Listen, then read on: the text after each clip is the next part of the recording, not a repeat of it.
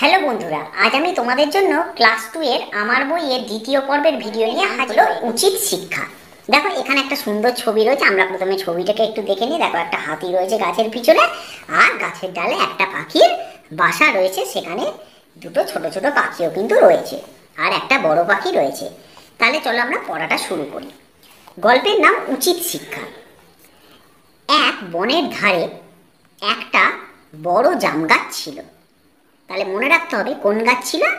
জাম গাছ ছিল। সেটি ছিল এক চড়াই পাখির খুব পছন্দের গাছ। তাহলে আমাদের মনে রাখতে হবে কোন পাখির পছন্দের গাছ ছিল জাম গাছটা। দেখো জাম গাছ ছিল, আর সেটা কার পছন্দের গাছ ছিল? চড়াই পাখির খুব পছন্দের গাছ ছিল। বেশ নিরিবিলিতে বাস করা যাবে দেখে চড়াই তার ডালে বাসা বেঁধে ডিম পেড়েছিল। তাহলে নিরিবিলি মানে কি? যেখানে কোনো আওয়াজ নেই, কোনো গন্ডগোল নেই, ঝামেলা নেই, চুপচাপ শান্ত জায়গা, তাকে আমরা বলি নিরিবিলি জায়গা। তাহলে নিরিবিলি জায়গায় সেখানে থাকা যাবে দেখে চড়াই কি করলো? তার ডালে বাসা বেঁধে ডিম পেড়েছিল। যথাসময়ে তার ডিম ফুটে 4টি বাচ্চা বেরোলো। তাহলে চড়াইয়ের ডিম ফুটে কটা বাচ্চা বেরোলো? 4টে বাচ্চা হলো। এখনো তাদের চোখ ফোটেনি, মানে এতটাই ছোট যে এখনো তাদের চোখ ফোটেনি। চড়াই খুঁজে পেতে তাদের জন্য পোকাটা ফড়িংটা ধরে এনে খাওয়ায়। তাহলে চড়াই কি করে? তাদের জন্য কি এনে ধরে এনে খাওয়ায়? পোকা খাওয়ায়, ফড়িং ধরে এনে তাদেরকে খাওয়ায়। দেখতে দেখতে তাদের চোখ ফোটে, মানে এবারে তারা দেখতে শুরু করে। খিদে পেলে কিচিরমিচির করে ওঠে। মায়ের মন খুশিতে ভরে যায়। সে আরও বেশি করে বাচ্চাদের জন্য খাবার খুঁজে আনে। তারপরে যখন তার বাচ্চারা একটু বড় হলো, তখন তারা কিচিরমিচির করা শুরু করলো। তখন মা চড়াই খুব খুশি, এবং সে তার বাচ্চাদের জন্য অনেক খাবার খুঁজে খুঁজে নিয়ে আসতো। এইভাবেই বেশ দিন কাটছিল। হঠাৎ একদিন একটা বিশাল হাতি হেলে দুলে এসে দাঁড়ায় সেই জাম গাছটার গোড়ায়। তাহলে জাম গাছের গোড়ায় কে এসে দাঁড়ালো? একটা বিশাল হাতি। অনেকক্ষণ ধরে তার পিঠ চুলকোচ্ছিল, কিন্তু তার পছন্দ হচ্ছিল না। জাম গাছটা দেখে সে সেই গাছে গা ঘষতে লাগলো। তাহলে হাতির পিঠ চুলকাচ্ছে, তার তো আর আমাদের মতন হাত নেই যে হাত দিয়ে চুলকাবে। তা হাতি দেখছে কি করে চুলকানো যায়। জাম গাছের মধ্যে পিঠটা ঘষতে লাগলো। বেশ আরামও হলো, তাই জোরে জোরে পিঠ ঘষতে লাগলো। তাহলে জোরে জোরে কি করলো? সেই জাম গাছের মধ্যে পিঠটা ঘষতে লাগলো। চড়াইয়ের বাচ্চারা ভীষণ ভয়ে চমকে চমকে উঠতে লাগলো, কারণ অত বড় হাতি, সে যদি গাছের গায়ে ঘষে তাহলে ডালটাও দোলা লাগবে, গাছটা দুলবে।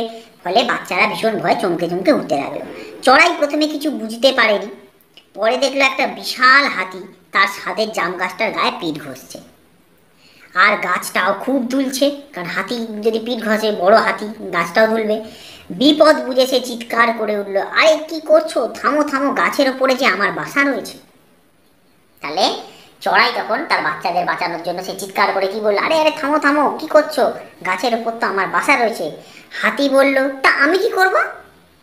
শিগগির থামো, না হলে যে আমার বাসা ভেঙে যাবে। আমার বাচ্চারা বড্ড ভয় পাচ্ছে, কারণ গাছের ডাল তো দুলছে, গাছটা তো দুলছে। তাহলে আমার বাচ্চারা বড্ড ভয় পাচ্ছে, তুমি থেমে যাও। হাতি হেসে বলল, তোর বাচ্চারা ভয় পেয়েছে তো আমি কি করব? গর্তের মধ্যে লুকোতে যাব?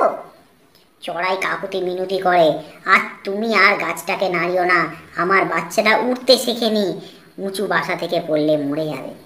যদি গাছের দোলা খেয়ে যদি বাসাটা পড়ে যায়, তাহলে ওর ছোট ছোট বাচ্চারা এখনো কি করতে শেখেনি?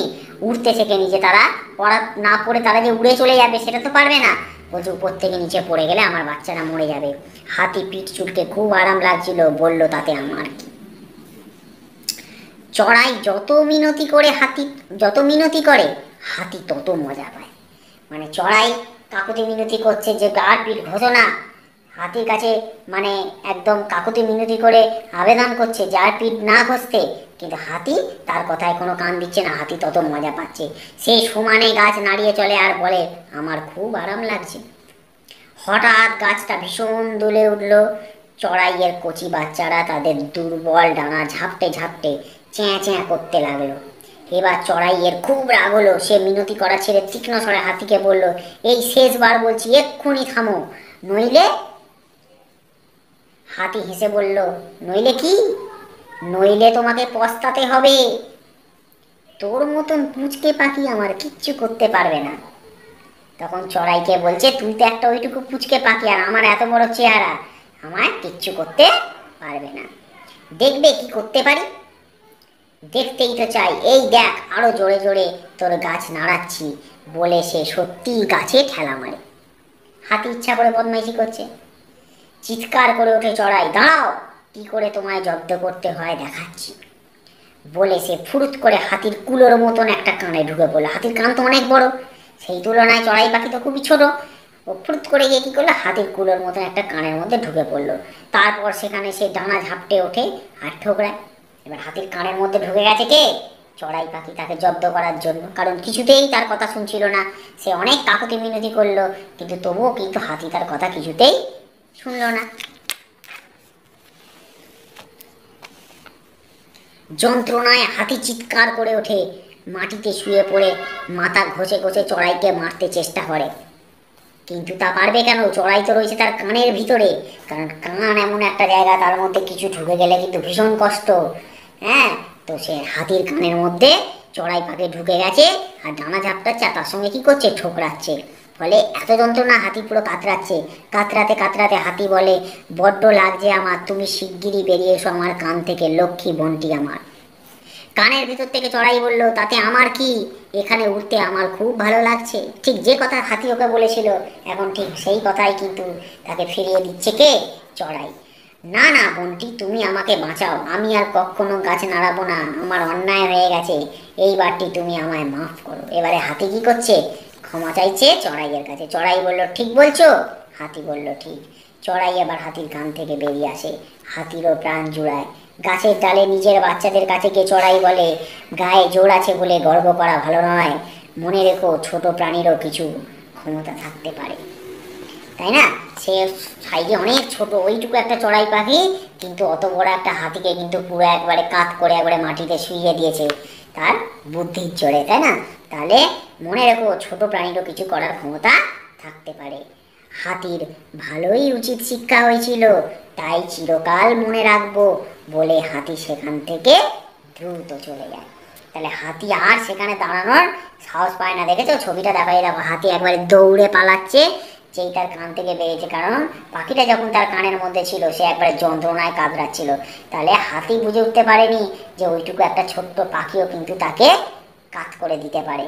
ঠিক আছে, তাহলে গল্পটা কিন্তু খুবই সুন্দর। এই গল্প থেকে আমরা কি পেলাম, হাতি কিন্তু একটা উচিত শিক্ষা পেল, তাই গল্পের নাম হচ্ছে উচিত শিক্ষা। ঠিক আছে, তাহলে এই ছিল আজকের গল্পটা। গল্পটা তোমাদেরকে ভালো করে আমি পড়ে বুঝিয়ে দিলাম। আশা করি এবারে গল্পের মধ্যে থেকে কোনো প্রশ্ন যদি তোমাদেরকে জিজ্ঞাসা করা হয়, নিশ্চয়ই তোমরা সেই প্রশ্নের উত্তর ভালোভাবে দিতে পারবে। আমার আজকের ভিডিওটা এই পর্যন্তই থাকলো। যদি তোমাদের ভিডিওটা ভালো লেগে থাকে, তাহলে ভিডিওটাতে অবশ্যই একটা লাইক করে দিও, কমেন্ট বক্সে লিখে জানিও ভিডিওটা তোমাদের কেমন লেগেছে।